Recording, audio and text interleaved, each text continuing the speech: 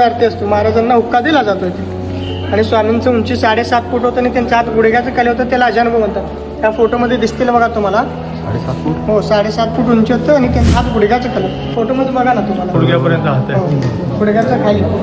आणि स्वामींनी आदिमाया स्वरूपात दर्शन दिलेला देवीचा फोटो स्वामींचं पावलं दिसतील बघा तुम्हाला. पांढरा बॉक्स याच्यासाठी केलं की त्या स्वामींचं पावलं म्हणत. 25 नोव्हेंबर 2017 साली स्वामींचं पावलं म्हणत. पावलं म्हणजे मंदिर रिनोव्हेशन करणार होते. रिनोव्हेशन म्हणजे जुना फरशाकडून नवीन स्टाईल फरशा किंवा मार्बल टाकणार होते. म्हणजे ज्या दिवशी फरशा बदलणार होते त्या आदल्या दिवशी स्वामींचं पावलं म्हणत.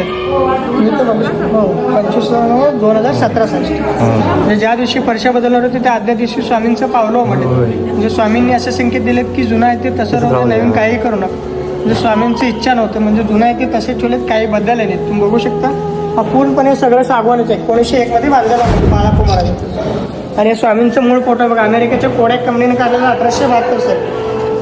इकडे पलीकडे राम मंदिर आहे, गोशाळा. आणि ते दुपारी 12:30 ते 3 गाभाऱ्याच्या पाठीमागे महाप्रसाद असतो. परत संध्याकाळी 7 ते 8 आरती असतो.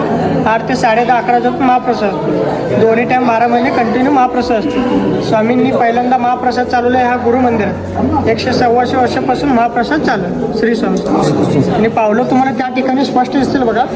माऊलींनी आपल्याला खूप खूप चांगला आणि खूप मोलाचं आपल्याला मार्गदर्शन किंवा स्वामींच्या विषयी सांगितलं, त्याबद्दल आपण त्यांचे आभार मानतो आपल्या यूट्यूब चॅनल आणि इन्स्टा चॅनलच्या बद्दल.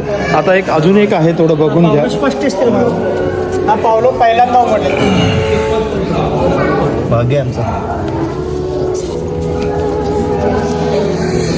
महाराज खूप खूप आभार, तुम्ही चॅनलला हे केल्याबद्दल धन्यवाद.